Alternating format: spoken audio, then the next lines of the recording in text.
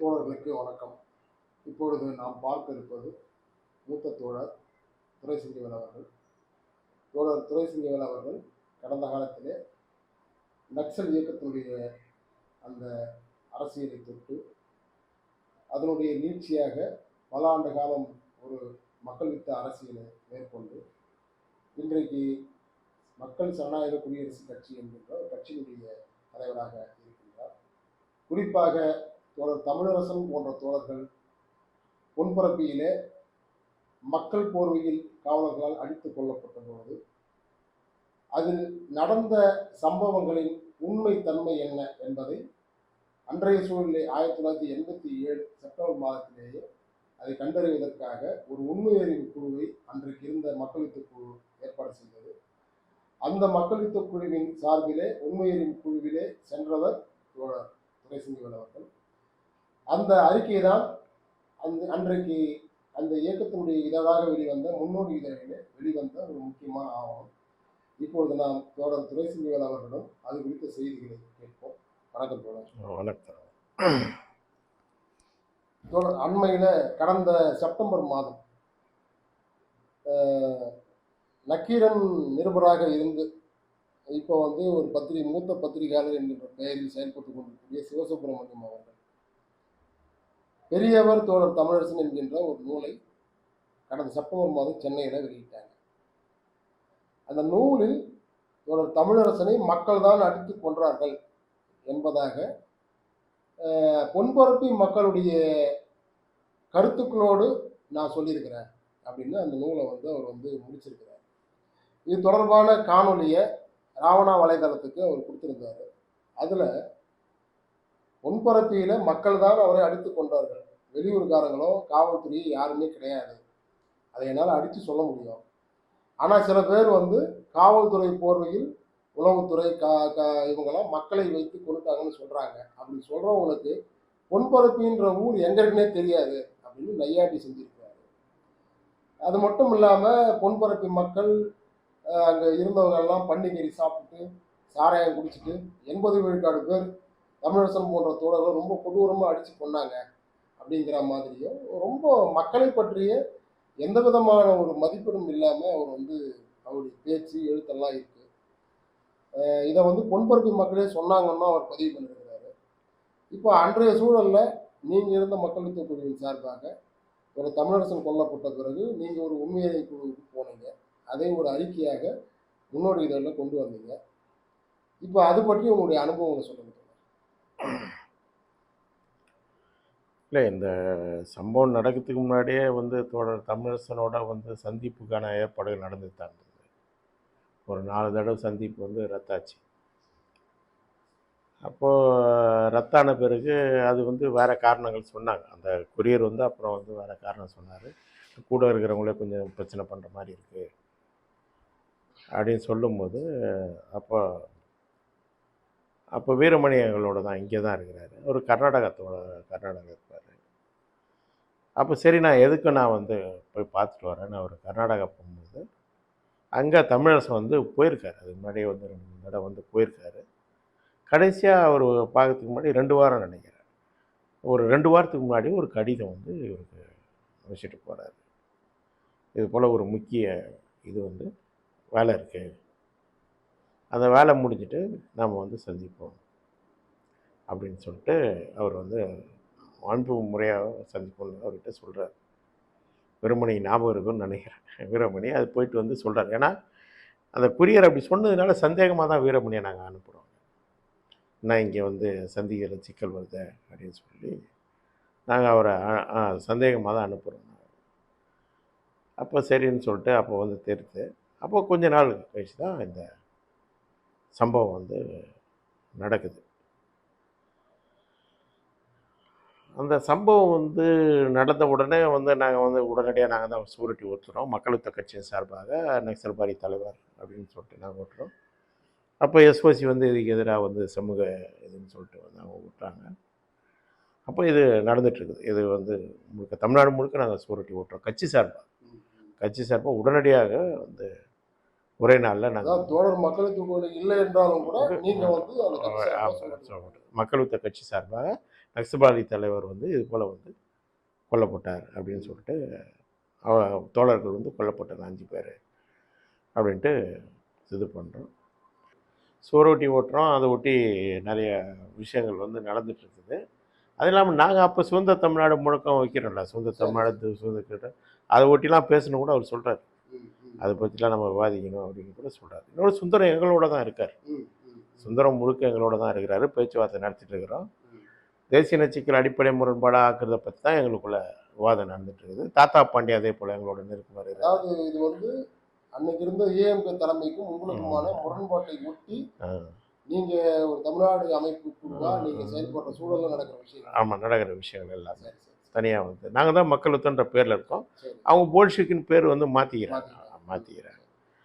அப்போ இந்த சம்பவம் வந்து அப்போ அதனால் வந்து இது நடக்குது. நடந்தோடனே நாங்கள் சரின்னு சொல்லிட்டு அப்போ எங்களுக்கு மாணவர் சங்கம் கிளைகள் இருந்தது. அதில் வந்து ரயாலால் சில தோழர்கள் அந்த ஸ்டூடெண்ட்ஸ் வந்து அவங்களுடைய குடும்பங்கள் வந்து போலீஸ் குடும்பம். அவங்க முக்கிய பொறுப்பில் இருக்கக்கூடிய அதிகாரி. அவங்க வந்து போலீஸ் குடும்பம். அது மட்டும் இல்லாமல் அவங்க சொந்த ஊர் பொன்பரப்பி பக்கத்தில். சரி சரி. 3 பேர் ஊரும் வந்து பொன்பரப்பி பக்கத்தில். அது ஒரு பெரிய டீமே. அது ஹாக்கி டீமில் நானும் இருந்தேன். அவங்களோட ஹாக்கி டீம் விளையாடுவோம். அதில் நானும் அவங்களோடலாம் நிறைய பழக்கம். எங்களுக்கு வந்து போலீஸ் குவார்ட்டர்ஸ் பசங்க வந்து நல்ல பழக்கம். அப்போ என்ன பண்ணுறோன்னா டக்குன்ட்டு அவங்க வந்து சில விஷயங்களை வந்து டக்குன்னு அங்கே நடக்கிற விஷயங்கள், கமிஷனர் ஆஃபீஸில் நடக்கிற விஷயங்கள், அங்கே பேச்சு நடக்கும்ல, மற்றவங்களோட நடக்கிற பேச்சுகள், அப்புறம் அவங்க அப்பாங்கிட்ட வந்து கேட்ட விஷயங்கள் வந்து சில விஷயங்களை சொல்லணுன்னா சரி நம்ம உடனே இதை பற்றி இது பண்ணிடுவோம் சொல்லி அதை 2ஆக பிரித்து நாம் வந்து அங்கே இருக்கக்கூடிய சிலரை வந்து அனுப்பிச்சி விட்றோம். அப்போ பொன்பரப்பி சுற்றி இருக்கக்கூடிய சில நண்பர்கள் மூலியமாக தோழர்கள் மூலியமா அவங்க தந்தை போன்றவங்க சார்ந்த துறை சார்ந்து காவல்துறை சார்ந்து அந்த தகவல்கள் லீக் ஆகும். சரி சரி. அப்போ அவங்க போய் அங்கேயும் போய் கேட்க சொல்லி அவங்கள வந்து அனுப்பிச்சி விட்டுருக்கோம். அனுப்பிவிட்டு இங்கேயும் வந்து நம்ம விசாரிக்கிறோம். அப்போ அங்கே உள்ளூரில் விசாரிக்கும் போது தான் அந்த கருணாநிதி அந்த 10 விஷயங்கள் அப்புறம் முன்னாடியே தெரிஞ்சு அவங்க வந்து அந்த இவரே சொல்கிறார் வண்டிலாம் இருந்தது. நாங்கள் அப்பயே எழுதியிருக்கிறோம். அதெல்லாம் வண்டியில் வந்து இதெல்லாம் வந்து வச்சாங்க. அப்புறம் சகதியிலெல்லாம் உருவாக்கத்துக்கு முயற்சி பண்ணாங்க. முன்கூட்டியே வந்து பண்ணி வச்சுக்கிறாங்களா நாங்கள் ஏற்கனவே எழுதியிருக்கிறோம். இவர் இப்போ தான் வந்து அந்த வண்டி இருந்தது, வண்டியில் இருந்து அடிச்சுன்னு சொல்கிறாரு. அதெல்லாம் வந்து ஏற்பாடாகவே இருந்தது, ஏற்பாடுகளாகவே அது இருந்தது. அப்போ அந்த ஏற்பாடுகள் முன்கூட்டியே அவருக்கு தெரிஞ்சிச்சு. அப்போ ஏற்கனவே பின்னாடியும் நாங்கள் விசாரித்தோம். வேறு தோழர்கள் நம்ம நிறைய டென் கொடுத்த தோழர்கள் இருக்காங்கல்ல, அவங்க வந்து தங்குற நம்ம கட்சி சார்ந்த தோழர்கள் மத்தியில் தான் பெரும்பாலும் தங்கினாங்க. அவங்கெல்லாம் வந்து கூட சொன்னாங்க, ஆனால் ஒரு மாதிரி இருந்து எல்லாருமே சொன்னதோட ஒரு மாதிரி வந்து சந்தேகமாக இருக்குது அப்படின்னு சொன்னோம். பார்த்துக்கலான்னு சொன்னார் அப்படின்னு தான் வந்து சொன்னாங்க. இன்னொன்று அந்த சமயத்துக்கு வந்து ஒரு நெருக்கடி கூட இருந்தது. அது எங்களுக்கும் அந்த நெருக்கடி இருந்தது. நாங்களும் அதனால தான் அவரை பார்த்துட்டோம்னா நாங்கள் பெரிய அளவில் திட்டமிட்டோம். அதில் அவரையும் கூட இணைச்சிக்கலான்ற ஒரு ஐடியா கூட எங்களுக்கு இருந்தது. அப்போ அவங்களையும் இணைச்சிக்கலாம், ஏன்னா நாங்களே ஒரு 2-3 அமைப்பு சேர்ந்து செய்யறது தான் ஐடியா இருந்தது. அப்போ இணைச்சிக்கலாம் அப்படி. அப்போ அந்த ஒரு நெருக்கடி கூட இருந்தது, ஒரு நெருக்கடி இருந்தது. ஏற்கனவே அந்த இந்த விஷயம் மருதையாற்று விஷயத்தை ஒட்டி கூட அவருக்கு கொஞ்சம் சில இதெல்லாம் இருந்தது. ஆமாம், நெருக்கடிகள் இருந்தது. அப்போ அதனால வந்து கொஞ்சம் அங்கே வந்து சிக்கல் வந்து முன்னாடியே தெரிஞ்சிருக்கிறதோட போயிருக்குது அப்படின்னா அவர் கேட்கும்போது முன்னாடியே வந்து விஷயங்கள் வந்துட்டுருக்குது. மேலிடத்துலேருந்து வந்து அதுக்கான எல்லா தயாரிப்புலையும் அவங்க திட்டமிட்டு பண்ணியிருக்காங்க. முக்கியமாக கருணாநிதி மூலமாக பண்ணியிருக்காங்க அப்படின்றது. இந்த கருணாநிதின்ற பேர் யாருக்குமே இப்போ தெரியாது. சொல்கிறோம் வந்தது கருணாநிதின்ற பேர் உடனடியாக அவனுக்கு போலீஸ் வேலை கொடுக்கப்பட்டது. இன்றைக்கி பேசுறது வேற. இன்றைக்கி வந்து இது போல் வந்து கருணாநிதி அன்றைக்கி உடனடியாக வந்து நாம் வந்து அதை வந்து கருணாநிதி என்ற கருங்காலி மூலியமாக எல்லா வேலைகளும் வந்து ஒருங்கிணைக்கப்பட்டிருக்குது. அவங்க மக்களோட மக்களாக இருந்து அதை வந்து தூண்டி விட்டு மக்களையும் மக்களும் அடிச்சிருப்பாங்க. அது வந்து அடிக்கலைன்னு நாங்கள் சொல்லலையே. ஆனால் இது ஒரு திட்டமிட்டு மக்களை வந்து தன்னெழுச்சியாக அடிக்க வச்சது உள்ளே இருந்து இவங்க தான் செய்கிறாங்க. எல்லா கலவரம் அப்படி தானே. ஆர்எஸ்எஸ் பண்ணுறான்னா ஆர்எஸ்எஸ் முழுக்க வந்தால் பண்ணுறான். ஒரு 2 பேர் இருந்து தூண்டி விட்டுட்டு அவன் வந்து மக்களை வந்து அடிக்க விட்டு. ஆமாம். கும்பல் சைக்காலஜி. மனோபாவத்தை ஆமாம், கும்பல் அதுதான். இப்போ இங்கே பிரச்சனை வந்து அது கிடையாது. மக்கள் வந்து தானாக அடித்தாங்களா, அவங்க திட்டமிட்டு தூண்டப்பட்டு அடித்தாங்களா அப்படின்றது தான் இங்கே இருக்கு. அதுதான் நம்ம சொல்லணும். காக்கி சட்டை கருங்காலிகள் கபட நாடகம், இப்போ தலைப்பு அதான் இருக்கும். காக்கி சட்டை கருங்காலிகள் கபட நாடகம் அப்படின்னு தான் போட்டிருந்தோம். அது இல்லாமல் அன்றைக்கி பத்திரிகை செய்தி ஏன்னா நாங்கள் உடனே ஃபாலோ பண்ணிருக்கல. அப்போ அன்றைக்கி பத்திரிகை செய்தியில் அவங்க வந்து உயிரோடு இருக்கிறதா வந்து கொண்டு போகும்போது சொல்கிறான், போட்டுறான், மாலை முரசில் போடுறான், அவங்க வந்து எடுத்துகிட்டு போகிறாங்க, உயிரோடு இருக்கிறாங்கன்னு சொல்கிறான். ஆனால் வந்து அப்புறம் மறுநாள் வந்து எல்லாம் மறுநாள் காலையில் செய்தி எல்லாம் இறந்துட்டா தான் இருக்குது. அப்போ அதெல்லாம் வந்து கொஸ்டின் பண்ணுறோம். அப்புறம் வானொலி செய்தி. அப்போது அன்றைக்கி அவனுங்க கொடுத்த செய்தியை கூட நம்ம வந்து அன்றைக்கி ஆதாரமாக்கணும். நாம் ஏதோ இன்னைக்கு வந்து போய் வந்து எதையும் வந்து உருவாக்கலை. அன்னைக்கு வந்து என்ன இதுன்றது தான் வந்து நடந்த விஷயம். அப்போ இது திட்டமிட்டு அப்போ டபுள் கிராஸ் பண்ணுறோம் நாங்கள். போலீஸ்லேருந்து வர தகவல்கள், அப்புறம் அங்கே இருக்கிற இவங்க வந்து சொல்கிற தகவல், ரெண்டுத்தையும் கிராஸ் பண்ணி தான் நாம் வந்து உண்மையான விஷயங்களை மட்டுமே அதில் வெளிப்படுத்தணும். கூடுதல் மிகையாக கூட சிலது சொல்லுவாங்க. நாம் மிகையான விஷயங்களை அதில் வந்து வெளிப்படுத்த வேலை. இப்போ சிவசுப்ரமணியம் வெளிப்படுத்தியது ரொம்ப மிகையான விஷயங்கள். இது போலலாம் எங்ககிட்ட அப்போ கூட சிலர்லாம் சொல்லியிருக்கிறாங்க. ஆனால் நாங்கள் அதெல்லாம் வெளிப்படுத்தலை. ஏன்னா அதுக்கெலாம் எந்த பெரிய ஆதாரங்கள் இதெல்லாம் இல்லை. ஆனால் எசன்ஸு சாராம்சமான விஷயம்னா அப்படின்னு சொல்லும்போது முன்கூட்டியே வந்து தகவல் தெரிஞ்சு போச்சு. தோழர்களும் சொல்கிறாங்க, அது வந்து எச்சரிச்சிருக்கிறாங்க. அப்போ முன்கூட்டியே வந்து தெரிஞ்சு இது திட்டமிட்டு கருணாநிதி மூலமாக ஒரு கபட நாடகம், சில சீருடை இல்லாமல் சிலர் வந்து கலந்துக்கிட்டு மக்களை தூண்டி விட்டு அடிச்சிருக்கிறாங்க. இதுதான் வந்து நாம் அன்றைக்கி வந்து கொண்டு வந்த விஷயம். முக்கியமான 2 விஷயங்கள் வந்து விட்டு போச்சு. ஒன்று வந்து அந்த சமயத்தில் வந்து போஸ்டர் ஒட்டிட்ட பிறகு வெகுஜன அரங்களை வந்து அதை வந்து கொண்டு வரணும், மீடியாவில் கொண்டு வரணுன்றதுக்காக முயற்சி மேற்கொள்ளும்போது அப்போ தராசு தான் வந்து ஒரு முக்கியமான பத்திரிக்கையாக இருந்தது. தராசுலேருந்து அப்போ வந்து அணுகுனாங்க. அப்போது ஒரு தோழர் தாசன் தோழர், அவர் சூழமேட்டில் அச்சகம் வச்சுருந்தார். அவர் மூலிமா அணுகும்போது தமிழரசனுடைய வரலாறு வந்து ஒரு 2-3 பக்கத்துக்கு வந்து குறிப்புகள் வந்து எழுதி கொடுத்தேன். அந்த அடிப்படையில் தான் அவங்க வந்து கட்டுரையை வந்து அந்த விஷயம் வச்சுட்டாங்க. ஆனால் வழக்கம் போல் ஒரு அந்த பத்திரிகைகள் எப்படி ஒரு நாயகத்துவ தன்மையில் வெளிப்படுத்துவாங்களோ அப்படி தான் வெளிப்படுத்தினாங்க. ஒரு தொடர் கட்டுரையாகவே வந்து போட்டாங்க. அது ஒரு முக்கியமான விஷயம். 2வது வந்து அப்போ பாலன் நினைவு நாள், அது வந்து ஏற்கனவே திட்டமிட்டப்பட்டிருந்தது 9ஆம் தேதி, செப்டம்பர் 9ஆம் தேதி. அப்போ அந்த 9ஆம் தேதி முழுக்க இவங்க 5 பேருக்கான முழக்கங்கள், அது வந்து கேசினோ தேட்டருக்கு பக்கத்தில் ஆசிரியர் கூட்டணியுடைய கட்டடம் இருக்குது, பெரிய 3 அடுக்கு கட்டடம். அது மேலே தான் அந்த அரங்கம், முத்துசாமி அரங்கம்னு சொல்லிட்டு. அதில் வந்து முழுக்க முழக்கம் தொடங்கும் போதும் ஒரு நீண்ட நேரம் 5 பேர் நினைவு சேர்த்து அதை வந்து மவுண்டோடு அதிர்ற மாதிரி முழக்கங்கள். அதுக்கப்புறம் முடியும் போதும் நீண்ட நேரம் போட்டோம். அப்போ அந்த கூட்டம் மிக எழுச்சியாக இருந்தது. அந்த கூட்டத்துக்கு அப்போ வந்து அந்த தராசு துறை அவங்களாம் வந்தாங்க. அப்போ அந்த ஏற்கனவே சில விஷயங்கள் கேட்டாங்க, சொன்னோம். இது இந்த 2 விஷயமும் மிஸ் ஆகிடுச்சு. இதுதான் வந்து முக்கியமானது. அதுதான் அன்றைக்கி முறியடிச்சது. அன்றைக்கி இவங்க வந்து பத்திரிகையில் வந்து அடித்து கொண்டதாக வந்து பத்திரிகையில் வருது. நாம் அதை ஏன்னா பூஜாவும் அதான் எழுதுகிறாங்க. சமூக ஆமாம், மக்களை எடுத்துக்கொண்டாங்க. ஆமாம் ஆமாம், அவங்களுக்கும் பதில் அந்த முன்னோடியில் இருக்குது. இன்னொரு கட்டுரை தனியாக, புதிய ஜனநாயகத்தை புரட்சி மோடி கிழிகிறதுன்னு அப்படின்னு இருக்கும். அது ஒரு தனி கட்டுரை. ஆமாம், கட்டுரை எழுதியிருக்கோம். விஜய்ன்ற பேரில் விந்தை வந்தனும் நானும் எழுதியிருப்போம், சேர்த்து எழுதியிருப்போம். விந்தை வந்தன், ஆமாம், விந்தை வந்தன் வந்து எழுதியிருந்தாரு. அதில் சில விஷயங்களை நான் சேர்த்து அதில் உண்மைதான். இப்போ நீங்கள் சொல்கிற இந்த உண்மையறிக்கூடிய அறிக்கை, இதை நாங்கள் வந்து ஏற்கனவே உங்ககிட்ட தான் வாங்கி விடுதலை அரங்கத்தில் நாங்கள் பதிவு செஞ்சுருந்தோம். சிவசுப்ரமணியம் புத்தகம் வெளிவந்த உடனே அதில் வந்து மக்களால் கொல்லப்படவில்லை அப்படின்னு நாம் வெளியிட்ட முதல் அறிக்கை உங்களுடைய அறிக்கை தான். இந்த அறிக்கை கருணாநிதியை குற்றம் சாட்டுது. அந்த புத்தகம் கருணாநிதியை உயர்த்திட்டு. இது இந்த ஒப்பீடே பார்க்குறவங்களுக்கு பெரிய அளவில் நம்ம சொல்ல செய்தியினுடைய உண்மைத்தன்மையை நிரூபிச்சு.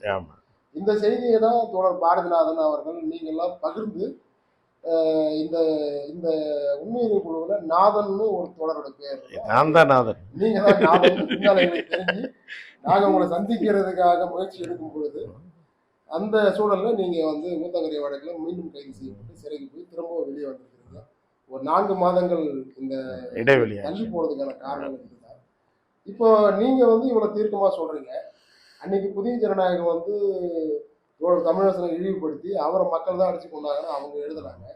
அதையும் உங்களுடைய அந்த அறிக்கை முறியடிச்சது.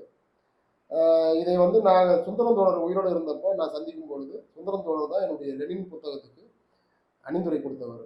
அவர் வந்து இந்த செய்திகளை எங்ககிட்ட சொல்றாரு. இது வந்து மக்கள் போர்வையில் நடந்த சூழ்ச்சின்னு சொல்லிட்டு அவரும் சொல்றாரு.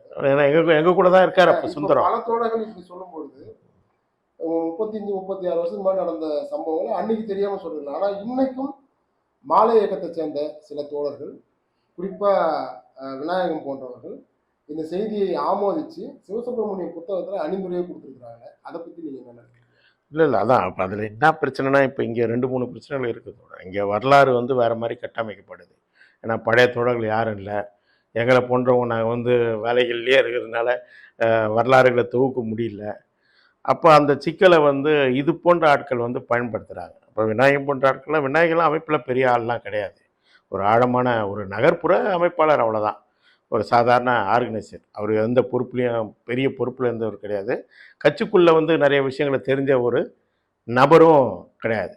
அவரு தன்னை அடையாள சிக்கலில் தன்னை வந்து பெருசாக வந்து முதன்மைப்படுத்திக்கிட்டு நிறையா பொய்களை வந்து பொய்யாவே சொல்கிறார். அவர் பேர் பொடாலே அவர் பேர் வந்து பீலா விநாயகன் தோழர்கள் அப்போ 20 வருஷத்துக்கு முன்னாடியே வச்சாங்க. ஏன்னா நிறையா நீங்கள் சொல்கிறதே உங்களுக்கே சொல்லுவார். அந்த அளவுக்கு தன்னெழுச்சியாக இருக்கும் அவருக்கு. அந்த அளவுக்கு தன்னெழுச்சியாக போய் சொல்லுவார். அப்போ இன்னைக்கு இன்னும் கான்சியஸாக வந்து தெளிவாக வந்து அவர் எப்போவுமே ப்ரோஸ்டேட்டாக இருப்பார். அதிகார வர்க்கத்தை சப்போர்ட் பண்ணக்கூடிய கருத்துக்களை தான் எப்பவுமே பேசுவார். அப்போ அவருடைய கருத்துக்களே சிக்கலாக தான் இருக்கும். எப்பவுமே அவர் கருத்துக்கள் ஏற்றுக்கொள்ளதாகவே இருக்கும். அவநம்பிக்கை உருவாக்குற தன்மையில் தான் பேசுவார். அவநம்பிக்கை உருவாக்குவார், இயல்பாகவே வந்து உருவாக்குவார். அவரை போன்ற ஆட்கள் தான், கொஞ்சம் நஞ்சம் அமைப்பில் இருந்த ஆட்கள் தான் இன்றைக்கி வந்து வரலாறை தவறாக வந்து கட்டமைக்கிறாங்க. இவங்களுடைய நோக்கம்லாம் என்னென்னா, முன்னாடி ஒன்றும் இல்லை, எதுவும் இல்லை, எல்லாமே தப்பு, இப்போ நாம் செய்துதான் சரின்னு சொல்லிட்டு ஒரு சந்தர்ப்பவாத தாராளவாத செயல்பாடுகளை செஞ்சுன்னு இருக்கிறாங்க. உண்மை அது கிடையாது. நம்மளை பொறுத்த வரைக்கும் எப்போயும் புரட்சியாளர்கள் கடந்த காலத்தினுடைய சரிகளையும் நம்ம வந்து ஏற்றுக்கணும், தவறுகளையும் அதனுடைய தொடர்ச்சியாக பார்க்கணும். இப்போ நம்ம வந்து ஒவ்வொன்றும் தொடர்ச்சியாக தான் பார்ப்போம்.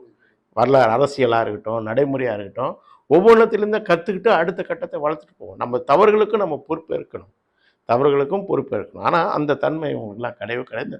இதை வந்து தூக்கி வந்து தூர போட்டு ஒரு கேவலமான ஒரு அவமானகரமான விஷயமா தான் இவங்க பேசிகிட்டு இருக்கிறாங்க.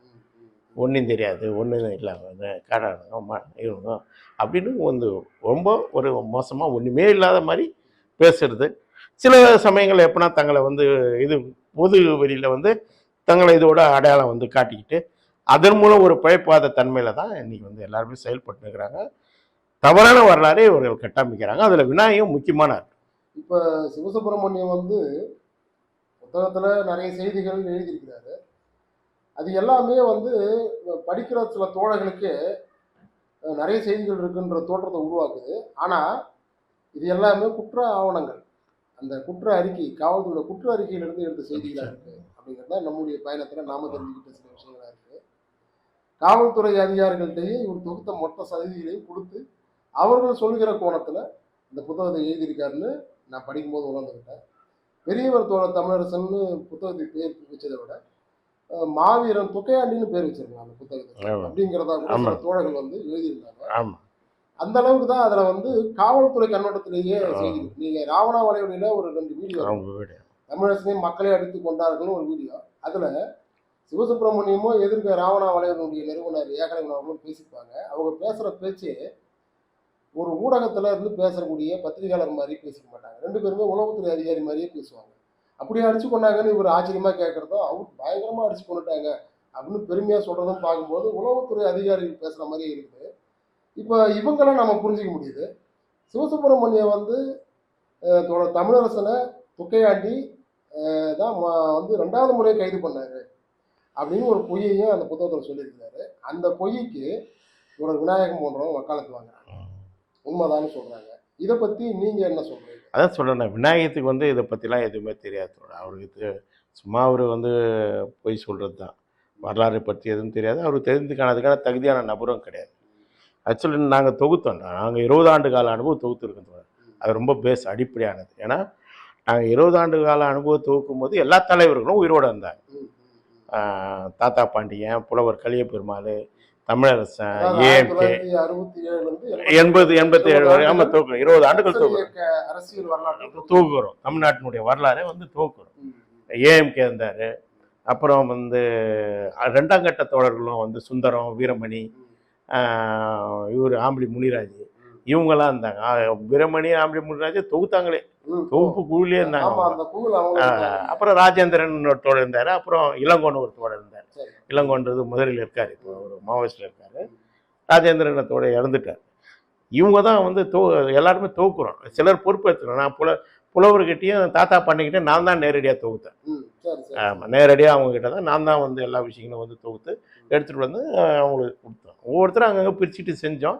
பின்னாடி உட்காந்து டிராஃப்டிங் கமிட்டி வந்து அதை எழுதுனாங்க. அதில் எந்த மாறுபாடுனா அந்த கோணங்களில் வந்து மாறுபாடு உண்டே தவிர ஒரு விஷயத்தை பற்றி விவரங்களில் மாறுபாடு கிடையாது. ஒரே ஒரு விஷயந்தான் அதில் மாறுபாடு வந்தது. என்ன மாறுபாடு வந்ததுன்னா, புலவர் வந்து துணை செயலாளராக இருந்ததா சொன்னார். அப்பு செயலாளர், ஒரு துணை செயலாளர். அது மட்டும் வேற சிலர் வேற கருத்து சொன்னாங்க. அப்படி இல்லை, அது வந்து நினைவாற்றலை பொறுத்த விஷயமா அது இருந்தது. அதனால நாங்கள் அப்படியே விட்டுட்டோம். ஆவணத்தில் வந்து அவர் துணை செயலாளர் அப்படின்னு வந்து விட்டுட்டோம். மற்றபடி அந்த ஆவணத்தில் இருக்கிற விஷயங்கள் எல்லாமே உண்மை. அந்த ஆவணத்தின் பிறகு நாங்கள் தொகுத்த அடிப்படையில் 77 தோழர் தமிழரசன் வந்து கண்ணாமணியை மாநில குழுக்கு கொண்டு வரதை பற்றி முரண்பாடுகள் வரும்போது தமிழ்வாணம் வந்து ஏலகிரி ராமனை கொண்டு வராரு. இவர் முன்னாடியே வந்து அவர் சொல்லிடுறாரு கண்ணாமணிக்கிட்ட, இவங்களை கொண்டு வரேன்ட்டு. ஆனால் இவங்க ஒத்துக்க மாட்டுறாங்க. மாநில குழு இவங்க வந்து பெரும்பான்மை ஏலகிரி ராமனை கொண்டு வந்ததுனால இதுவாகி அதை சொல்கிறார். போய் சொல்லிட்டு வரும்போது அரெஸ்ட். 76 நினைக்கிறேன். ஆமாம், 76 அரெஸ்ட். ஏன்னா 74 கிடையாது. 74 கட்சி உடையில. அப்போ 74 தான் கட்சி உடையுது. ஏன்னா இவர் அறிக்கையெல்லாம் எழுதி வைக்கிறாருல, கூட்டுக்குழு அறிக்கையெல்லாம் எழுதி வைக்கிறாரு. இவர் தான் செக்ரட்டரி ஆகிறார். 76 இவர் அரெஸ்ட். 76 அரெஸ்ட்டுக்கு அப்புறம் இவர் எப்பவும் வெளியிலே வரல. இவர் வெளியிலே விடுதலை.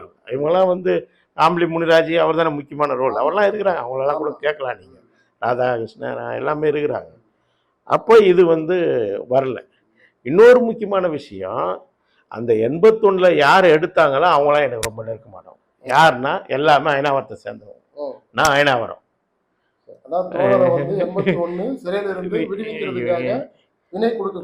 பிணை கொடுக்க மாட்டேன். வைக்கல் கூட இப்ராஹிம் அயனாவரம் தான்.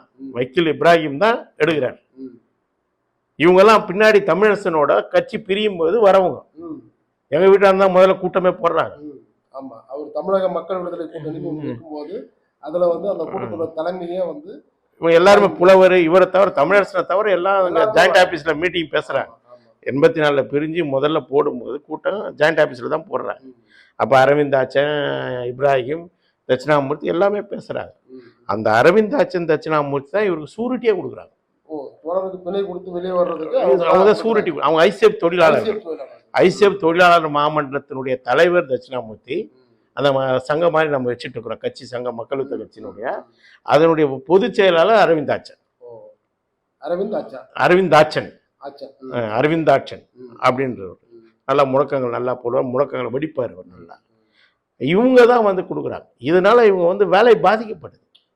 இவர் தலைமறைவான பிறகு இவங்க வந்து வேலை பாதிக்கப்படுது. 81 வெளிவந்த தோழர் தலைமறை ஆயிடுறாரு.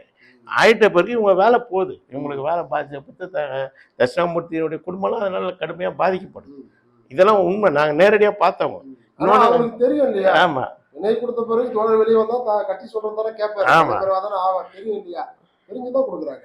இவங்கெல்லாம் 86 வரைக்கும் என்னோட வந்து அரவிந்தாச்சன், இப்ராஹிம் எல்லாம் நெருக்கமா இருந்தோம். நான் என்ன வரன்றதுனால அதெல்லாம் இந்த முரண்பாடுகள் இருக்கு இல்லையா? அதனால அந்த முரண்பாடுகள்லாம் நாங்கள் பேசுவோம். அப்புறம் நாங்கள் ஏஎம்கே கிட்டேருந்து பிரிஞ்ச உடனே திருப்பி இவங்க வந்து எங்களோட நெருக்கமாக வராங்க. இப்ராஹிம் எல்லாம் வச்சு நாங்கள் மீட்டி திருப்பியும் போடுறோம். ஆமாம், அதெல்லாம் நல்லா அப்பட்டமான பொய். நான் இதை ஏன் இவ்வளவு நாள் சொல்லலன்னு சொன்னா, இதை கூட விநாயகம் போன்ற ஆட்கள் பயன்படுத்துவாங்கன்னு தான் சொல்லலை. இன்னைக்கு நீங்கள் ஒரு நேரலையில் எடுக்கிறீங்கன்றனால தான் இந்த இப்போ யார் சுருட்டி கொடுத்தாங்க யார் வைக்கலன்ற பேரை கூட சொல்கிறேன். நீங்க சொன்னது மாதிரியே மூத்த தோழர் நாவரசம்பட்டி கோபால் அவரும் ஒரு செய்தி சொன்னார். 1980களில் அவர் கோவை சிறையில் இருக்கார். அவரும் தியாகவும் உடல் செய்து சென்னை சென்ட்ரல் சிறையிலேருந்து கோவை சிறைக்கு மாற்றப்படுறாங்க. அப்போ கோவை சிறையில் தமிழரசனும் இருக்கிறார். 81 தொடக்கத்தில் தியாகு தோழரையும் நாவரசம்பட்டி கோபால் தோழரையும் சேலத்துக்கு மாற்றிடுறாங்க. கோவையில் தான் தமிழரசன் இருக்காரு, சேலத்துக்கு மாற்றப்படுறாங்க. அடுத்து 3 ஆண்டுகள் வந்து நாவரசம்பட்டி கோபால் சேலத்திலே தான் இருக்காரு. எந்த சூழல்லையும் தமிழரசன் சேலம் சிறைக்கு போகல. அவரை வரவேற்றது சங்கர சுப்பு தோழர் கோவை சிறையிலிருந்து தான் வரவேற்கிறார். அவர் 1981 அக்டோபர் 10 விடுதலையானதாக தான் அன்னைக்கு வந்து ஒரு ஆங்கில நாளேட்டில் செய்தி. இந்த தரவுகள் எல்லாமே நீங்க எப்படி ஆதாரப்பூர்வமாக சொல்றீங்களோ அது போல ஒரு சிறைவாசியா தோழர் நாவரசம்பட்டி கோபாலும் அந்த செய்தியை பகிர்ந்திருக்கிறாரு. இந்த இப்படியா பழைய மாலை இயக்க தோழர்களே இந்த மாதிரி செய்திகள் சொல்லும்போது இந்த செய்திகள் எல்லாம் இவங்களுக்கு ஆதாரப்பூர்வமா இன்னும் பேசுவதற்கு இருக்கிறார்கள் என்கின்ற அந்த புரிதல் கூட இல்லாம இவங்களுடைய பொய்க்கதைகளை இவங்க பரப்பி. ஆமாம், அது மட்டும் இல்லை, அந்த அனுபவ தொகுப்பு இருக்குது, அது எடுத்தால் கிளியராக இருக்கும். எப்போ அரெஸ்ட் ஆனார், எப்போ வந்தார், எல்லாமே இருக்கும் அதில். ஒரு ஆண்டு அதுக்கப்புறம் ஏஎம்கே வந்து அவரை வந்து வெளியில் விடாமல் வச்சுக்கிறாரு. அதுக்கப்புறம் அவர் 82க்கு அப்புறம் வெளில போகிறாரு. 82லேருந்து 84 வரைக்கும் அந்த மாறுபட்ட கருத்துக்களை பேசுகிறாரு. அதுக்கப்புறம் 84க்கு அப்புறம் போயிடறாரு. 84 to 87 3 வருஷம் தான் அவர் தனியாக போனது. இதெல்லாம் வந்து முழுக்க முழுக்க கிளியராக அதில் இருக்கும் அந்த 20 ஆண்டுக்கு அனுபவ தொகுப்பில்.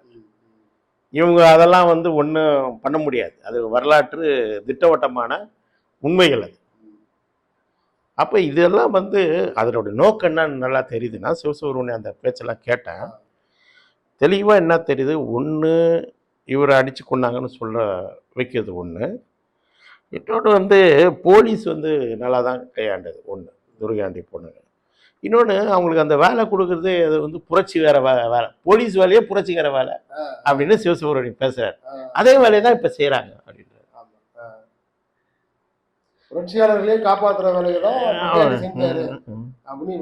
எழுதியிருக்கிறாரு. அது மட்டும் இல்லை, வேலை கொடுக்குறாங்களே இப்போ கருணாநிதிலாம் அந்த கட்சியில் என்ன வேலை செஞ்சாங்களோ அதை தான் செய்கிறாங்க அப்படின்னு சொல்கிறார். அது உண்மை என்னன்னா அப்படி கிடையாது. அது வந்து எல்லா இடத்துலையும் அப்படி தான். இப்போ உங்களுக்கு வடார்காடு மாவட்டத்தில் 26 பேரை கொண்ட பிறகு முழுக்க அவங்க என்ன பண்ணாங்கன்னா எல்லா கிராமங்கள்லேயும் வந்து எல்லாருக்கும் வேலை, போலீஸ் வேலை கொடுத்தாங்க. இன்னும் குடியாத்தம் இந்த பகுதிகளெலாம் போனீங்கன்னா அந்த கிராமங்களில் ஒவ்வொரு வீட்லேயும் ஒரு ஆள் சர்வீஸில் இருப்பாங்க. ஒன்று மிலிட்ரி இல்லை போலீஸு எல்லாம் இருப்பாங்க. இப்போ இது என்னன்னு சொன்னால் ஒரு ரிசர்வ் ஃபோர்ஸ் மாதிரி இது. இந்த இடத்துல வந்து அந்த குடும்பம் வந்து வராது, அது அரசியல் பண்ணிட்டு வராது. இப்படி முழுக்க முழுக்க குடியாத்தம் திருப்பத்தூர் பகுதிகளில் வடார்காடு மாவட்டத்தில் நிறைய பேர் சர்வீஸுக்கு போனாங்க. ஏன்னா அந்த இது கொண்டாங்கல்ல அந்த சமயத்துக்கு. இது எப்பவுமே செய்யறது தான், ஆளுவர்க்கம் வந்து எப்பவுமே செய்யும். இங்கே மட்டும் இல்லை, இப்போ வீரப்ப இது வேணாங்கல்ல, இப்பயும் அங்கே வந்து நிறைய பேருக்கு சர்வீஸில் வந்து வேலை கொடுக்குறாங்க. பிஎஸ்எஃப் அதெல்லாம் வந்து அங்கே கொடுக்குறாங்க. அப்போ இது எப்பவுமே செய்கிறது தான். அதுதான் அதோ இவர் சொல்கிறார் ஏதோ உளவுத்துறைக்கெல்லாம்ன்றதெல்லாம் இல்லை. அவங்களுக்கு அரசு வேலை கொடுக்குன்னா நீ வேறு வேலை கொடு, ஒரு பியூன் வேலை கொடு, ஆஃபீஸில் ஒரு போஸ்ட் ஆஃபீஸில் வேலை கொடு, ஏதோ ஒரு வேலை கொடு. நீ எதுக்கு போலீஸ் வேலை கொடுக்குற? ஏன்னா அது ஒரு ரிசர்வ் ஃபோர்ஸ் மாதிரி. கிட்டத்தட்ட அது வந்து பல வேலைகளை செய்யும். அவன் சொந்தக்காரன் அவனும் நம்மக்கிட்ட வரமாட்டான், சொந்தக்காரங்கள்லாம் பயப்படுவாங்க, எதனா அவருக்கு பிரச்சனை ஆகிடும் அப்படின்னு பயப்படுவாங்க. பல விஷயங்கள் அதில் வந்து இருக்குது. அதை திட்டமிட்டு வந்து ஆளுவர்கள் செய்யக்கூடிய விஷயங்கள். அதெல்லாம் ஆளுவர்கள் வந்து மேலே திட்டமிட்டு அது போல் செய்யக்கூடிய, அப்படி தான் கருணாநிதியெல்லாம் கருணாநிதியை உருவாக்குறாங்கன்னா அப்படி தான் உருவாக்குறாங்க. அதனால தான் வந்து இன்றைக்கி வந்து கருணாநிதி வந்து அவர் வந்து இறந்தார் பெரிய இவர் மாதிரி பேசுகிறார். அப்படிலாம் கிடையாது. அது ரொம்ப தெளிவாக அப்போவே ஒரு சில காலங்கள்லேயே உடனடியாக போஸ்டிங் கொடுத்தாங்க. இப்போ இந்த புத்தகம் வெளிவந்த பிறகு தமிழ் தேசிய விடுதலை அரசியல் பேசக்கூடியவங்களாக இருக்கட்டும், ஒரு தமிழரசனை ஏற்றுக்கொண்டவங்களாக இருக்கட்டும், இல்லை வந்து மார்க்சிய லெனினிய அரசியலை ஏற்றுக்கொண்டு செயல்படக்கூடிய தோழர்களாக இருக்கட்டும், குறிப்பான சில தோழர்கள் எதிர்வினையாற்றிருக்கிறாங்க, குறிப்பான சில தோழர்கள் அமைதி காத்திருக்கிறாங்க. இது அமைதிக்கு பின் உள்ள அரசியல் காரணியை நீங்கள் இருந்து பார்க்குறீங்க? இல்லை, 2-3 விஷயங்கள் இருக்குது தோழர். இப்போ இந்த மக்கள் சொன்னாங்கன்னு சொல்கிறாரு, மக்கள் அப்படி தான் சொல்லுவாங்க கூட. நீ 20 வருஷம் கழிச்சு கேட்டாலும் நீ யார் கேட்டாலும் அப்படி தான் சொல்லுவாங்க. அது யார்கிட்ட உண்மையை பேசணுமோ அவங்கக்கிட்ட மட்டுமே மக்கள் உண்மையை பேசுவாங்க. அது ஒரு முக்கியமான விஷயங்க. அதுவும் இந்த தலைமறைவு இயக்கம் போராளிகளை பற்றின விஷயங்கள் எப்பவுமே மக்கள் எல்லார்கிட்டையும் உண்மையை பேசவே மாட்டாங்க. இது முதல்ல நம்ம தெரிஞ்சிக்க வேண்டிய விஷயம் ஒன்று. ரெண்டாவது, இன்றைக்கி எல்லாமே அவங்களுடைய அரசியல் இருக்கு இல்லையா, ரொம்ப நீர்த்து போய் ரொம்ப இதுவாகிருக்கு. அவங்க வாழ்க்கையிலோடு இருக்கிறாங்க. அவங்களுடைய சிந்தனை தடங்கள்லாம் மாறிப்போச்சு. அதனால் அவங்க மௌனமாக இருக்கிறாங்க. அதாவது விஷயம் என்னென்னா, அரசியல் வழியில் மாறுபாடுகள் என்பது வேறு. அது விவாதிக்கப்பட வேண்டிய விஷயம். ஆனால் ஒரு வரலாற்று உண்மைன்னு ஒன்று இருக்கு இல்லையா, ஒரு உண்மைன்னு ஒன்று இருக்கு இல்லையா, அதுக்கு நிற்கணுன்றது இருக்கு இல்லையா, அது இவங்ககிட்ட எப்பவுமே கிடையாது, யாருக்கிட்டையுமே கிடையாது. ஏன்னா இவங்க யாருமே எப்போ நேர்மையானவர்களாக இருக்கிறதே இல்லை. அதுதான் பெரிய சிக்கல். இந்த சூழல் தான் சிவசுப்ரமணியம் பயன்படுத்துகிறாங்க. இதை பயன்படுத்துகிறாங்க. அவன் இதுதான் சொல்கிறான். போலீஸில் போயிட்டு அதே வேலையை செய்கிறாங்க. போலீஸில் போய் எப்படி மக்களுக்கு வேலை செய்கிறாங்களாம்.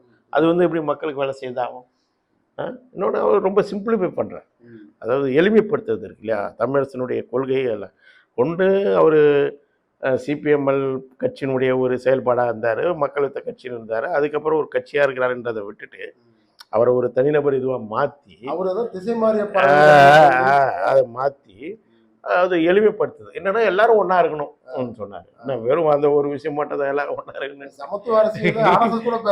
ஆமாம், அது மட்டுமா? அது ஸ்டாலின் டெய்லி தான் போகிறோம், எல்லாருக்கும் சமம், அதான் சமூக நீதி அப்படி திராவிட மாடல் நினைக்கிறேன். அது இல்லை இங்கே விஷயம். அங்கே 1008 வர்க்க முரண்பாடுகள் இருக்குது. அதை ஒட்டிய சாதிய பிரச்சனைகள் இருக்குது. பெண்களுக்கான பிரச்சனைகள் பண்ணியிருக்கோம், அறுவடை இயக்கம் பண்ணியிருக்கிறோம், முந்திரிக்காடு பிரச்சனை பண்ணியிருக்கோம். ஆர்வலில் தான் முடக்கமே வைக்குது. அப்போ முந்திரிக்காடு மக்களுக்கேன்றது ஆர்வலில் இப்போ வச்ச பொன்பொருப்பு ராஜ் தான் மாவட்ட செயலாளர், அவருக்கு தெரியும். அப்போ அது முக்கியமான இது. அப்போ இலங்கை பிரச்சனைக்கு எவ்வளோ பேரை திரட்டி நம்ம அங்கே ஊர்வலம் போயிருக்கோம். அதே பொன்பரப்பில் ஆயிரக்கணக்கான மக்களை திரட்டி பேர். அப்போ நிறைய விஷயங்கள் நம்ம அங்கே எடுத்துருக்கிறோம். சும்மா மக்களை ஒன்றா இருக்கும் அப்படின்னு சொல்கிறதெல்லாம் கிடையாது. மக்களுடைய பிரச்சனைகள் நிறைய போராட்டங்கள் எடுக்கப்பட்டிருக்கு. நம்ம தென்னார்காடு, திருச்சி, பெரம்பலூர் பகுதிகள்ன்றது அதுவும் தருமபுரிக்கு அடுத்து அதிக போராட்டங்கள் எடுத்த பகுதி. அது ரொம்ப முக்கியம். உண்மைதான். அப்போ அதை தான் இன்றைக்கி மற்ற கட்சிக்காரனுங்க அறுவடை பண்ணின்னு இருக்கானுங்க. பாட்டாளி மக்கள் கட்சி, விடுதலை சிறுத்தைகள், இவங்கெல்லாம் இன்றைக்கி அறுவடை பண்ணிட்டு இருக்கிறாங்க. அது மறைக்கிறாங்க. இப்போ நீங்கள் இதை சொல்லும்போது தான் நமக்கு ஒரு செய்தி ஞாபகம். எப்படி ஒரு நக்சல் இயக்க அரசியலை நெருக்கடிக்குள்ளாக்குறதுக்காக அங்கே நாயக்கன்கொட்டாயில் ஒரு கலவரத்தை அரசு இயந்திரங்கள் திட்டமிட்டு உருவாக்கி உழைக்கிற மக்களை மோத விட்டாங்களோ, அது போலவே பொன்பரப்பிலையும் கூட இது மாதிரியான ஒரு சிக்கலை கையாண்டு உழைக்கிற மக்களை மோத விட்ட போக்கு நடந்தது. அப்போ அப்படியான ஒரு சூழல் வந்தப்போ சுபவீரபாண்டியன் அதை பேசும்பொழுது அந்த பொன்பரப்பி மக்கள் தமிழரசன் மீது எரிந்து அவரை கொன்ற கற்களின் மீதியை கையில் வைத்திருக்கிறார்கள் பேசுகிறார். அப்போவே பல தோழர்கள் கண்டிச்சாங்க. அந்த கொலை மக்களால் நடத்தப்படலை, மக்கள் போர்வையில் காவலர்களால் நடத்தப்பட்டதுன்னு கண்டிச்சாங்க. இப்போ அந்த கோணத்தில் நம்ம பார்க்க வேண்டியது இருக்குது. பொன்பரப்பியை சார்ந்த, ஏன்னா இப்போது வடார்காடு மாவட்டம், தென்னார்காடு மாவட்டம் எடுத்துக்கிட்டால் குறிப்பாக இந்த எம்எல்ஏ இயக்கங்கள் உருவானதுக்கு பிறகு அங்கே இருக்கக்கூடிய பல்வேறு சாதிகளை சேர்ந்த உழைக்கிற மக்களுக்கான ஒருங்கிணைப்பை ரொம்ப சிறப்பாக செஞ்சுருக்கிறாங்க. சிவசுப்ரமணியம் பல செய்தியை தவறாக சொல்லியிருந்தால் அந்த செய்திகளை இந்த புத்தகத்தில் நல்லாவே பதிவு பண்ணியிருக்காங்க. குறிப்பாக வன்னிய சமூக உழைக்கிற மக்களுடைய குடும்பங்களில் நல்லதில்லை மறைய சமூக மக்கள் செல்வதும் அவங்க குடும்ப நிகழ்வுகளுக்கு இவங்க முன்னாடி இருந்து வேலை செய்வது போன்ற பல நிகழ்வுகளையும் திருமணங்களையும் அவங்க முன்னாடி இருந்து திருப்பத்தூர் பக்கம்லாம் சமபந்திகளே நடக்கும். அன்னைக்கெல்லாம் நடந்த திருமணங்கள்ல எந்த நாடக திருமணமும் எந்த நாடக விஷயங்களும் நடக்கல. இப்போதான் நடக்கிறதா சில பேர் பேசுறாங்க. அப்போ இந்த விஷயங்கள் எல்லாம் இந்த உழைக்கிற மக்களுடைய அந்த அரசியலை எப்படி பாமக, விடுதலை சிறுத்தைகள் அறுவடை பண்றாங்களோ, அதே போலவே இந்த தமிழ் தேசிய அரசியல் தமிழரசன் போன்றவங்களாம் எழுந்து வருவது என்பதையும் அவர்கள் ஒரு தமிழ் தேசிய அரசினுடைய ஒரு குறியீடாக பார்க்கப்படுவதும் கூட இன்னைக்கு இந்த மாதிரி பொன்பரப்பியில் அவரை மக்கள் தான் அடிச்சு கொண்டாங்க அப்படின்னு சொல்வதன் மூலியமா, அப்படின்னு நிறுவுறதன் மூலியமா இந்த மாதிரி பொது வாழ்க்கைக்கு வந்தால் மக்கள் உங்களை மதிக்க மாட்டாங்க, கொண்டுடுவாங்க அப்படின்னு சொல்லாமல் சொல்ல வைத்து ஒரு அச்சுறுத்தலை உருவாக்குறாங்களா? இல்லை, அது மட்டும் இல்லை. அது இன்னைக்கு சீமானுடைய அரசியல்னு ஒன்று இருக்கு இல்லையா, அது முன்னுக்கு வர வேண்டியது இருக்குது. ஏன்னா ஆளும் வர்க்கத்தினுடைய ஒரு இனவாத தமிழ் தேசியம் அது போலி தமிழ் தேசியம். அப்போ அந்த போலி தமிழ் தேசியத்துக்கே வந்து இந்த தமிழரசனுடைய அடையாளங்கள்லாம் சிக்கலாக தானே இருக்கு.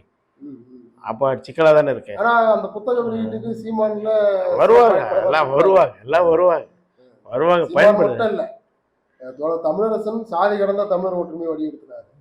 அந்த நிகழ்வுல பெரும்பாலும் தமிழ்நாடு விடுதலை படை போராளிகளையோ பழைய எம்எல்ஏ தோழர்களையோ யாரையும் அழைக்கல. அது ஆகஸ்ட் 31 அந்த மக்கள் தான் அடிச்சு கொண்டாங்கன்னு அவர் வெளியிட்ட அந்த பேட்டிக்கு ஒரு எதிர்வினை என்பது சீமான் வரையில, அந்த நிகழ்ச்சிக்கு தலைமையேற்ற கௌதமன் வரையில எதிரொலிச்சது. சில தோழர்கள் அந்த நிகழ்ச்சியில பங்கெடுத்துக்கிட்டு பேச மறுத்துட்டாங்க. சில தோழர்கள் மறுத்து பேசியிருக்கிறாங்க. குறிப்பா பாட்டாளி மக்கள் கட்சியை சேர்ந்த பாலுவே தமிழரசனையும் மற்றவங்களையும் மக்கள் அடிச்சு கொள்ளல, அது காவல்துறை உளவுத்துறையினுடைய திட்டமிட்ட சரின்னு அங்க மேடையில பேசியிருக்கிறாங்க. பாட்டாளி மக்கள் கட்சிக்காரில் இந்த பேச்சு பேச வேண்டிய சூழல் வந்து உருவாக்கிடுச்சு. இப்போ இப்படிதான் அவங்க வந்து கொண்டு வந்தாங்க. சீமான் பேசும்பொழுது, நாம் தமிழர் கட்சியுடைய தலைமை ஒருங்கிணைப்பாளர் சீமான் பேசும்பொழுது தமிழரசனை தமிழ் தேசிய தலைவர்னு சொல்வதற்கு அவர் யோசிக்கிறாரு. அதனாலதான் அந்த பெரியவர் என்ற வார்த்தையை கையாளப்பட்டதாக கூட சில செய்திகள் வந்தது. அவர் பேசும்போது, சீமான் பேசும்பொழுது, இவங்க சொல்லியிருக்கிறாங்க இப்படிதான் நடந்திருக்குதுன்னு, இது இல்லைன்னு நீங்க நிரூபிங்க, நீங்க எழுதுங்க அப்படிங்கிற மாதிரி சொல்லிட்டு போயிருக்கிறாரு. அந்த இடத்துல தான் அவர் பேசும்பொழுது எங்கள் அண்ணா வந்து தமிழரசன் வந்து தமிழ்நாடு வேணும்னு கேட்டார். நாங்கள் தமிழ்நாடுன்னா இந்தியா தான் எங்கள் நாடுன்னு சொல்கிறோம் அப்படின்லாம் சொன்னார். இந்த வார்த்தை ஜாலங்கள், இந்த அரசியல் அணி சேர்க்கை, இந்த சிவசுப்ரமணியத்துடைய புத்தக வெளியீடு, இயக்குனர் கௌதம் அவர்களுடைய தலைமை, இது எல்லாமே வந்து குறிப்பாக தமிழரசன் அப்படிங்கிற விடுதலை அரசியல் மேலிருந்து வருவதற்கான ஊக்க சக்தியாக இருக்குதா, இல்லை முடக்கக்கூடிய சக்தியாக இருக்கிறாங்க? இல்லை, அவங்க கொண்டு வர்றது நோக்கம் என்னன்னா, சீமானுடைய அரசியலுக்கு எதிராக இது வரக்கூடாதுன்றதுல ஒரு அவதூறை வந்து கிளப்பி ஒரு அவநம்பிக்கையை உருவாக்குறது தான் இதனுடைய வேலை. இதனுடைய அரசியலை நிறுத்து போக வைக்கிறது தான் வேலை. மிஞ்சி போனால் அதிகம் போனால் எல்லாரும் ஒத்துமையாக இருக்கணும்னு சொன்னார், அவ்வளோதான். அது இப்போ தமிழரசு அரசியல் தமிழ் தேசியமோ எதுவுமே வரல பாருங்க. இப்போ சிவசுப்ரமணிய இதில் தமிழ் தேசிய அரசியலை பற்றி எதுவுமே இல்லை. எதுக்காக சரி அவர் இது நடவடிக்கைகளை பற்றி சொல்றாரு. ஒவ்வொரு நடவடிக்கைகளும் எதுக்கு, எந்த அரசியலுக்காக? ஒவ்வொரு வாட்டி ஒவ்வொரு டிமாண்டுக்கு, ஒவ்வொரு கோரிக்கைக்காக நடவடிக்கை நடந்தது. அப்போ அதெல்லாம் என்ன, அதை பற்றிலாம் எதுவுமே பேசலை. அதுவரை அவன் புத்திசாலித்தனமாக வந்து அதை வந்து மறைச்சிட்டான். அதை மறைச்சிட்டு அவன் நோக்கம் என்னன்னா இதுதான், அதாவது இந்த அரசியல் ஒன்றும் இல்லை, மக்கள் வந்து இதை இது பண்ணிடுவாங்க, இதுக்கு போகக்கூடாது யாரும் அப்படின்ற ஒன்று மட்டும் அச்சமூட்டுறது மட்டும் இல்லை, அரசியலே கூட ஒன்றும் இல்லைன்றது தான் அவங்களுடைய. ஆனால் இப்படி பேசுகிறவங்க தமிழீழ தேசிய தலைவர் பிரபாகரனை உயர்த்தி பிடிக்கிறவங்களா இருக்காங்க. இல்லை அது வேற, அது வந்து வேற. அங்கே இருக்கிறாரு அவர், அங்கே இருக்கிறாரு. இங்கே வந்து இவரை பேசி பிரச்சனையாயிடும்ல. அது இது வேற, ரெண்டுத்துக்கு வித்தியாசம் இல்லை. ஆமாம், மொழிகளை பற்றி தமிழ்நாட்டில் பேசுவது என்பது இன்னைக்கு அரசியல்ல அது ஒரு அங்கீகரிக்கப்பட்ட செயலாக மாறிடுச்சு. ஆனால் இது வந்து அங்கீகரிக்க முடியாது. அங்கீகரிக்க மட்டும் இல்லை, இவங்க நாளைக்கு தடையாக வந்தாங்கன்னா இந்த போக்குகளை வந்து விளக்கப்படுத்துவதற்கு, இப்படியான போக்கு சுட்டி காட்டுறதுக்குள்ள இன்னைக்கு தோழர்கள் இல்லாதது ஒரு அரசியல் சூழல். இல்லை இல்லை, அந்த அரசியல் வந்து முழுக்க முழுக்க ஒரு சந்தர்ப்பாதம், தாராளவாதம், இன்னொன்று வரட்டுவாதம், ரெண்டு தான் இருக்கிறாங்க. இந்த ரெண்டுமே கூட ஒரு பிழைப்பாத தன்மையில் தான். பிழைப்பாதன்னா நான் இந்த தமிழில் வந்து அது சொல்லுவது தப்பு, கேரியர் சொன்ன இங்கிலீஷில் இருக்குது, தமிழில் பிழைப்பாத மொழிபெயர்ப்பு தப்பு. அதாவது பதவி, புகழ், அதிகாரம், இதுதான் இன்றைக்கி அரசியல். இந்த 3 கூறு தான் பிழைப்பாதத்தினுடைய 3 கூறு. இதுதான் இன்றைக்கி வந்து இந்த சமூகத்தினுடைய அரசியலாக இருக்குது. இதுக்கு இவங்களும் ஆட்படுறாங்க. யார் யார் வந்து முன்னோக்கிய சக்திகள் நினைக்கிறோமோ இவங்க தான் நகர்த்தணும் சமூகத்தை. அந்த சப்ஜெக்ட் ரோலே இல்லை. இந்த முன்னோடி சக்திகளுடைய அகநிலை பாத்திரம் ஸ்ட்ராங்காக இல்லை, வேலை சுத்தமாக இல்லை. எல்லாம் பின்னுக்கு போயிட்டுருக்கிறாங்க. பின்னுக்கு போயிட்டு ஒரு புறநிலைக்கு தன்னெழுச்சியாக வேலை செய்து மட்டும் இருக்குது, அவ்வளோதான். முக்கியமான இது உங்களை வந்து பாதிக்குதா, அப்போ நீங்கள் வந்து அதுக்கு வந்து குரல் கொடுக்குறது, வினையாற்றுறது, அதிகபட்சம் போனால் காலையில் அரெஸ்ட் ஆகி சாயங்காலம் வந்துடுது, இல்லைன்னா அனுமதி வாங்கி ஒரு ஆர்ப்பாட்டம் நடத்துறது அப்படின்ற ஒரு இதுக்குள்ளே வந்து இன்றைக்கி வந்து அப்படியே சுருங்கி போய் முடங்கி போயிருக்கு. அதனால தான் இந்த அரசியல் வந்து இந்த ஆர்ப்பாட்டங்களாக இருக்குது. சீமானுடைய அரசியலோ இல்லை விஜயுடைய இதுவோ இதெல்லாம் இவ்வளோ ஆர்ப்பாட்டங்களாக இருக்கிறதுக்கு காரணமே இதுதான். அது மட்டும் இல்லாமல் இன்றைக்கி சமூகத்தினுடைய தன்மையே பிரச்சனை இருக்குது. நான் வந்து இது எதிர்ப்புரட்சி கட்டணே சொல்கிறோம். ஏன் சொல்கிறேன்னா, இந்த உலகமயமாக்கல்ன்றது வந்து ஏகாதிபத்தியம் வந்து நேரடி உற்பத்தியில் வந்து மூலதனம் அதிகம் போடுறது கிடையாது. ம், ம், உற்பத்தியில் போட்டு மூலதனங்களை உருவாக்கியிருந்தால் நிறைய பாட்டாளிகளும் தொழிலாளர்களும் உருவாவாங்க. ம். இது சேவைத்துறைகள்லையும் ஊக வாணிபங்கள்லையும் போட்டதனுடைய விளைவு நடுத்தர வர்க்கம் உலகம் முழுக்க பெருகிட்டாங்க. அந்த நடுக்கிற வர்க்கம் வந்து ஒரு பிற்போக்குத்தனமா அது வந்து ஒரு அது பேசுற நியாயம் பிற்போக்குத்தனம். ஆமாம், பிற்போக்குத்தனமா வந்து சாதியவாதம், மதவாதம், இனவாதம் எல்லா பிற்போக்குத்தனமும் உலகம் முழுக்க வந்திருக்கு. ம், ம், உலகம் முழுக்க வந்திருக்கு. அதனால தான் பிற்போக்காளர்கள் வந்து ஓப்பனாக பேசுகிறாங்க. இத்தாலி இவங்க வந்து பேசுகிறாங்க, இன்னைக்கு வலதுசாரி தான் உலகம் முழுக்க ஜெயிச்சுட்டு வராங்க. இந்த நடுவில் ஒருத்தங்க ஜெயிச்சோன்னு சொல்கிறாங்க. இன்னைக்கு ட்ரம்ப் மோடியெல்லாம் எல்லாரும் வந்து தப்பாக பேசுகிறாங்க. யார்? இத்தாலி இவங்க பேசுகிறாங்க. மெஸ்ஸியோன்னு ஒரு பேர், பெண் அதிபர். அப்போ வலதுசாரிகள் ஓப்பனாக வந்து இன்னைக்கு ஜெயிச்சுட்டு வராங்க. அவங்க அதை அந்த அரசியலே பேசுகிறாங்க. ம், ம். அப்போ அதுக்கு காரணம் சமூக அடித்தளம், வர்க்க மாற்றங்கள். இங்கேயும் அதான். முதல்ல 90களில் பார்த்தீங்கன்னா சீர்திருத்தம் போட்டாங்க. அதுக்கப்புறம் ஆண்ட பரம்பரை, பேண பரம்பரை, அவங்க அதாவது எல்லா மத ஜாதி இந்த பிற்போக்குத்தனங்களில் ஒரு நடுத்தர வர்க்கம் வளர்ந்துருச்சு. அவன் வந்து இந்த கருத்துக்களை வந்து தீர்மானிக்கிறான். எதை அரசியல் மூலமா மாற்றுறது அவன் தீர்மானிக்கிறான். அப்போ நம்மது வந்து எடுபட மாட்டுது. அப்போ இவங்கெல்லாம் என்ன பண்ணுறதுன்னு தெரியாமல் குழம்பி போய் நிறைய பேர் அப்படியே இருக்கிறாங்க. இதை எப்படி எதிர்கொள்றதுன்னு கூட தெரியல. சமூகத்திலே ஒரு குழப்பம் இருக்குது. அதாவது என்ன குழப்பம் வருதுன்னா, மேலேருந்து பொருளாதார மாற்றங்களை கொண்டு வரானுங்க. அந்த அளவுக்கு அரசியல் பண்பாட்டு மாற்றங்கள் கிடையவே கிடையாது. இது ஒரு கீழேருந்து வந்திருந்தால் எல்லாமே மாறி இருக்கும், புரிஞ்சிருக்கும். சமூகமே ஒரு குழப்பமாக தான் இருக்குது. உறவுகள், குடும்பங்கள் எல்லாமே குழப்பம். ஆண் பெண் உறவுகள்லேருந்து எல்லாமே, ஆமாம், எல்லாமே குழப்பம். ஆமாம், இதெல்லாம் ஏன் நடக்குதுன்னு கூட யாருக்கும் தெரியல. நாம் ஏன் மாறி இருக்கிறோன்னு கூட தெரியல. ஆனால் சிந்தனை ரீதியாக, வாழ்க்கை ரீதியாக ஒரு முதலாளித்த தன்மைக்கு வந்துட்டோம். ஆனால் சிந்தனை ரீதியாக சாதிய நில உடைமை சிந்தனை தான் வந்து ஆதிக்கம் பண்ணிட்டு இருக்கு சமூகத்தில். அப்போ அது பெரிய குழப்பத்தை வந்து ஏற்படுத்துது.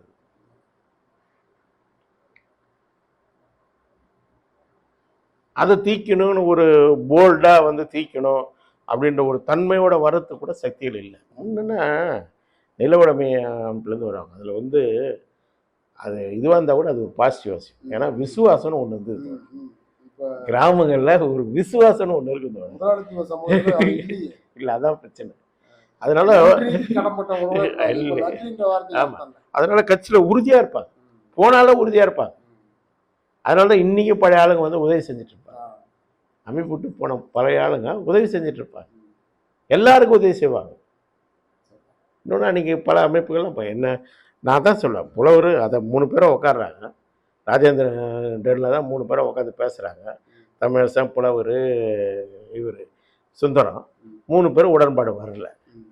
இவர் வந்து மக்கள் திறன் அமைப்பில் சொல்கிறாரு புலவர், இவர் வந்து விவசாய புரட்சி அடிப்படையாக கொண்ட தமிழ் தேசிய இது வந்து சொல்கிறாரு, உடன்பாடு வரல, பிரிஞ்சிடுறாங்க. 15 நாள் நடக்குது டிஸ்கஷன். இவங்க 2 பேரும் போய் தனி கட்சிலாம் ஆரம்பிக்க வேலை. இவங்க 2 பேர் அது போல் நிறைய தோழர்கள் போயிருக்கிறாங்க. நான் மாறுபட்ட கருத்துக்களோட இந்த அமைப்புக்கு வந்தவன். அதை வச்சுட்டு நம்ம ஃபைட் பண்ணிகிட்டே இருக்கிறோம். மக்களை திரட்டும் போவோம். முதல்ல என்ன விஷயங்களோ அதை நடத்துவோம். எங்களுக்கு தேசிய நச்சுக்கள் முதல்லேருந்தே இருக்குது. நான்லாம் பெரியார் இதுலேருந்து வந்தவங்க. இருந்தாலும் அதை வந்து மெயினாக வந்து நாங்கள் வந்து பண்ணல. எந்த அளவுக்கு பண்ணுறது? குடியரசு கூட்டரசு ஒத்துக்கிறியா அப்போ அந்த அளவுக்கு. அப்போ அந்த தன்மை வந்து இன்னைக்கு கிடையாது. இந்த சூழல்கள் இன்றைக்கு ஆமாம், ஒரு குழப்பமான ஒரு கட்டம், ஒரு எதிர்ப்புச்சிக்கிற தன்மை, இதெல்லாம் வந்து அதெல்லாம் இவங்க ஏறி அடிக்கிறாங்க. சிவசோரனை போன்ற ஆட்கள் வந்து ஏறி அடிக்கிறாங்க. ஆமாம், கஷ்டமா இருக்கு. ஏன்னா நம்ம கூட வந்து யார் வந்து அதை வந்து இது பண்ணுவாங்கன்னு தெரியாது, கை கொடுப்பாங்கன்றதுல தெரியல. இப்போ விநாயகம் கொடுக்குறாரு, அது போல் அடுத்தது யாருன்னா கொடுப்பாங்க, சிலர் சைலண்டாக இருப்பாங்க. இப்படி தான் இந்த 2 விஷயமே வந்து ரொம்ப தவறான, வரலாற்று தவறான விஷயம். நமக்கு தெளிவான ஆதாரங்கள் அன்னைய ஆதாரங்களே நம்ம பதிவு பண்ணியிருக்கோம். அந்த முன்னோடி ஆர்டிகள் நான் எழுதின கட்டுரையாக இருக்கட்டும், அதில் புதிய ஜனநாயகத்துக்கு நாம் சில பதில்கள் கூட சொல்லியிருப்போம். அதுலேயும் சில விஷயங்கள் இருக்கும். ஏன்னா அந்த வானொலி சம்பந்தமான அவங்க சொல்லியிருப்பாங்க, அதுக்கெல்லாம் பதில் சொல்லியிருப்போம் நம்ம. அதுவும் சரி. அதுக்கப்புறம் இந்த 20 ஆண்டு கால அனுபவ தொகுப்பில் தெளிவாக இருக்குது. தமிழரசன் எப்போ கைதானார், எப்போ வந்தார், என்ன நடந்ததுன்றதுலாம் 20 ஆண்டு கால அனுபவ தொகுப்பில் தெளிவாக அது இருக்குது. அது தமிழரசெல்லாம் உயிரோடு இருந்து எழுதுந்து அவ்வளோ அது படித்தவர், அதை படிச்சுட்டு நல்லா இருக்குன்னு சொன்னவர். அதனால் வந்து அது வந்து எல்லாருக்குமே நல்லா தெரியும். அதனால் இந்த ஆதாரங்களை வச்சு நம்ம முறியடிக்க வேண்டிய தேவை இருக்குது. அந்த வரலாறு வந்து இதுதான் முக்கியம். சரி, ரொம்ப நன்றி. நன்றி.